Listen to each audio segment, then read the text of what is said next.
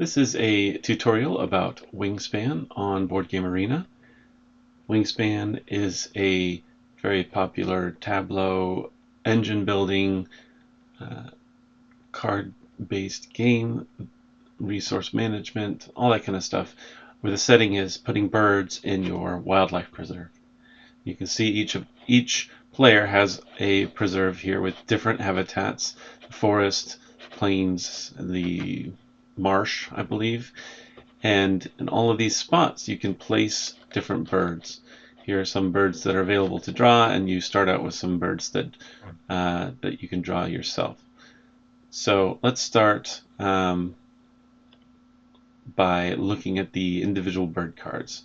So you can see when you look at a bird card, at the top left of the card is a symbol that says where it can exist on your board. In this case, it's only in the bottom row, the marsh. But in this case, it could be in the marsh or the plains, or wetland or grassland. Sorry, those are the official terms. Below that symbol is a cost of food to play the bird. So there are 5 different food types here. And in this case, you either have the invertebrate, or we always just call them worms, or fish. You can do either one. This one needs the rodent. This one here needs a seed, or we call it wheat, plus that's a wild symbol. Anything, it could be any other food. Next, you can see there's next to the feather, just a number of points that bird is worth at the end of the game. Under that is the nest type, which comes into effect in some of the various goals, or perhaps either private or public goals. And then below that is the number of eggs that it can hold. And then finally below that there is a power for that bird. So if it is a brown power, then it happens multiple times. Every time that card is activated, the brown powers will activate as well. In this case, this is saying you can trade one food, any food, for another food. In this one, you can gain a wheat if it's available, and you can cash it on this card, which means basically stick it on the card for the end of the game points, or you can keep it for yourself. These brown powers activate every time that the row with the card in it is activated, and we'll explain that in a bit. If it's a white power, then it's typically something that happens when it's played. So when you play the bird into your habitat, then whatever that is, whatever options it gives you is triggered there as well. And then there are some pink powers that we can go over if we run into those. So the first thing that you'll do is you will keep a certain number. Everybody gets 5 cards and 1 of each food type, and so you keep some number of cards and you get rid of that number of food types. So at the end, you'll have a combination of between food and cards. You'll have a total of 5. So the key is you probably want to keep a couple of birds that you can also pay for with the food that you keep.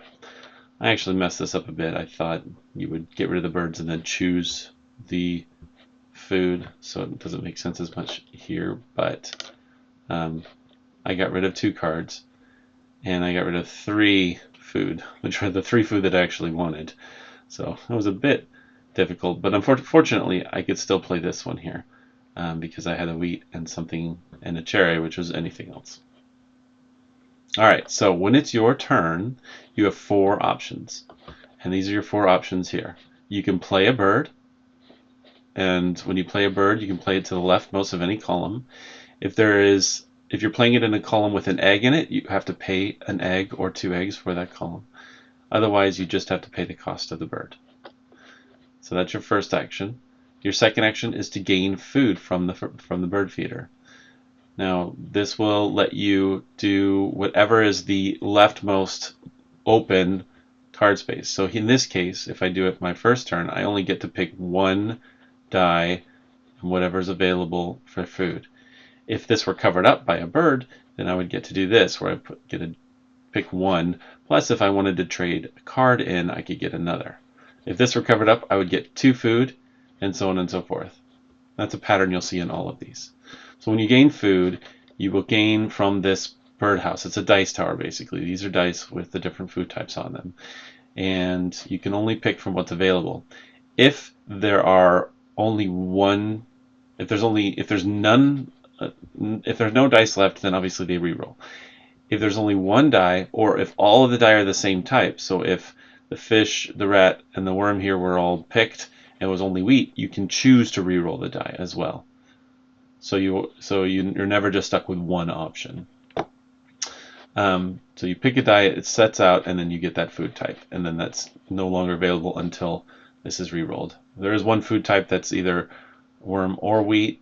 It's a slash, and so if you pick that one, you get to choose which one you want. So that's gaining food. Laying eggs, you get the number of eggs that it says here, and in this case you can trade a food for an extra egg. This one is 3 eggs and so forth. And you have to put them on birds that exist in your habitat, and that's where these egg counts come into effect. So if you can't put more eggs on, you can only put 2 eggs on this blue jay, 3 on the green heron, 2 on this northern harrier. If you don't have room for the eggs, you just don't get the eggs. Eggs are points for the end of the game. Eggs are also used to place new birds. And finally, you can draw new bird cards. When you draw a bird card, you draw either from one of the ones that are visible here, or you just draw from the pile, from whatever the top of the pile is. In this case, you just draw 1. Here you draw 1, but you could trade an egg for 1, 2, an egg for 1, and so forth. These 3 do not refill after you choose one, so if you can choose 2 and you pick this one, it will not refill from the deck. So you either have to pick from the deck or pick one of the remaining 2. So those are the basic 4 actions. You start off with 8 cubes, and so you have 8 turns in the first round, and then at the end of each round you'll lose one of those cubes. So the second round is 7 cubes, then 6, then 5. The important thing, and the reason this is an engine builder, is that when you place those birds, so let's say, in fact, I'm going to place a bird, my blue jay, right here. So now, anytime I gain food, I start at the leftmost here, where I get 1 food, plus I can trade a card for a food. And then, after I do that action, I start to go left. And any brown powers are activated. So after I do this food, then I go here, and I gain 1 from the bird feeder if available. And then I can cash it or keep it, right? So in this case, I just get 1 extra power. But as I start to build these up, like if I'm over here, then I've got like 4 or 5 different things that I'm going to be triggering. And we'll just take a look at that a little bit later. So one of the keys is to build up those engine cards, these brown cards. They can be really powerful, especially the early brown cards that are going to be activated a lot. In later game, you're looking at, you're not going to be able to activate those brown powers very often, so you might want to look at other factors like, oh, this is just, this one over here, it doesn't have any powers, but it's worth 8 points and it only costs me 2 food, so that might just be worth getting for those 8 points, because that's a lot of points. That kind of thing you'll be looking at. All right, let's talk about goals, and then we'll take a look at something later in the game. So there are private goals that count for the end of the game. So I had a private goal. You start out with, or they're called bonus cards sometimes, but you get 2 at the beginning, and then you get to choose 1. In this case, for me, at the end of the game, I get 2 points for every bird that eats rats. So you can see this one I would get 2 points for at the end of the game. There are others where if you collect a certain type of bird, if you have 3 or 4 of them, you get points. Or if you have 5 or more, you get. They're fairly straightforward. It's just saying some condition of the birds that you have on your preserve here will get you points at the end of the game. There are some cards that let you get new bonus cards. So like in this game, I only had 1 at the end, but my opponents had 2 and 3. Finally, there are public goals. Each round has a public goal. So in this case, in the first round, the goal is to have as many birds in the forest habitat, right? And whoever has the most gets 4 points. Second place gets 1 point, and then 0 and 0. Ties will split the points there. So if like both two of us tie for first place, then we each get 2 points. Notice the later goals give you more points. This one is just saying, hey, any birds with that type of nest. See, this one has that type of nest. It has an egg in it. Whoever has most of those. And this is kind of the same thing with different type of nest. This one is just how many birds in here. There are others that say how many eggs on a certain type of bird, or there's one where it's how many sets of birds. So it's looking at like how many columns are filled in. So these just vary, and they're not a huge amount of points, but they can make a difference. So it's something to pay attention to. And if it's something that you're going to do already, then they're good to do. All right, that's it. I'm going to skip to somewhere later in the game so you can kind of see what a fuller board looks like.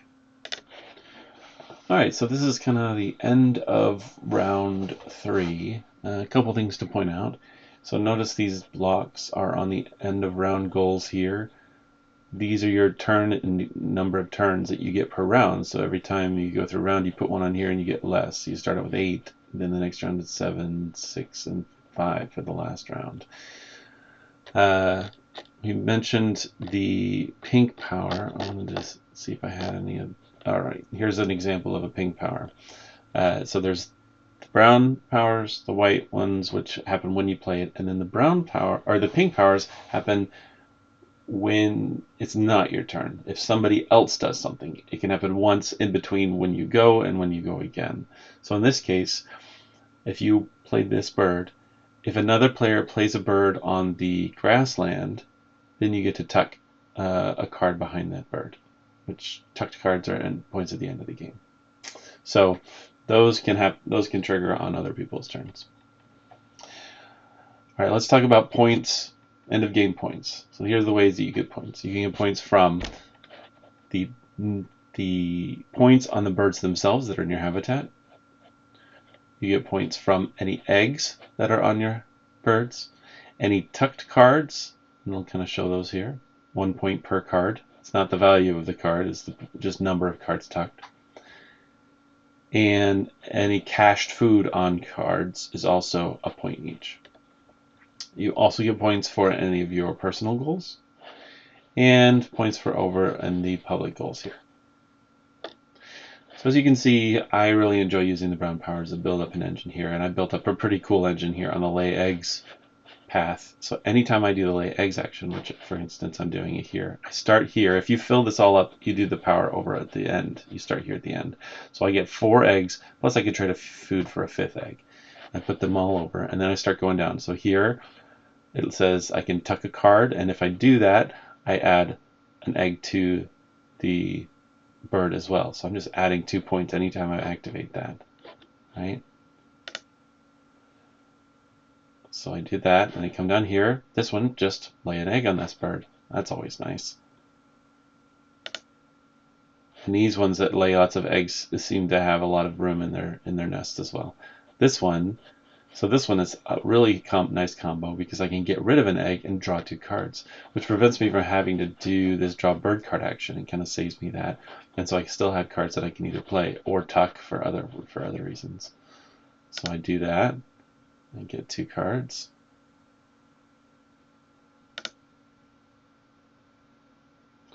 Another one that lays an egg on that card.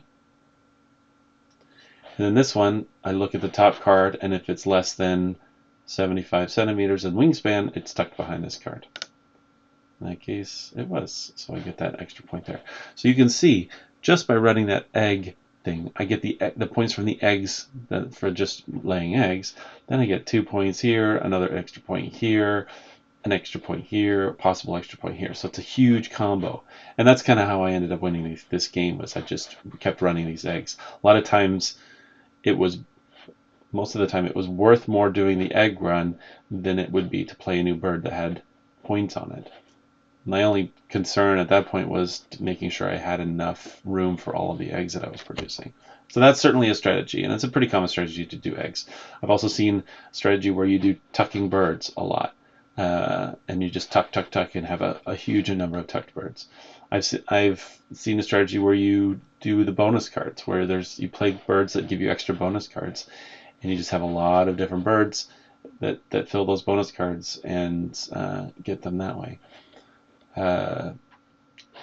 So the trick is, it's nice to fill in your board, but the trick is to try to use the powers that are on there to do other things, so you don't have to take that extra turn to it.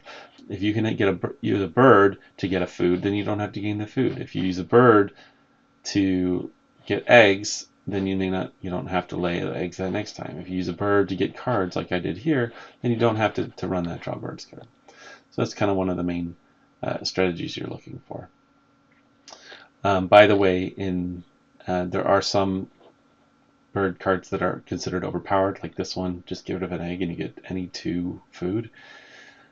That one, in fact, there's an option in BGA to remove that, remove those specific types of cards from the game, because they are just considered overpowered. And so in my games that I set up, I will remove those overpowered cards. But you can certainly get a nice engine here. And so at the end of after all 4 rounds, all the points are totaled up, and whoever has the most points wins the game. Thanks.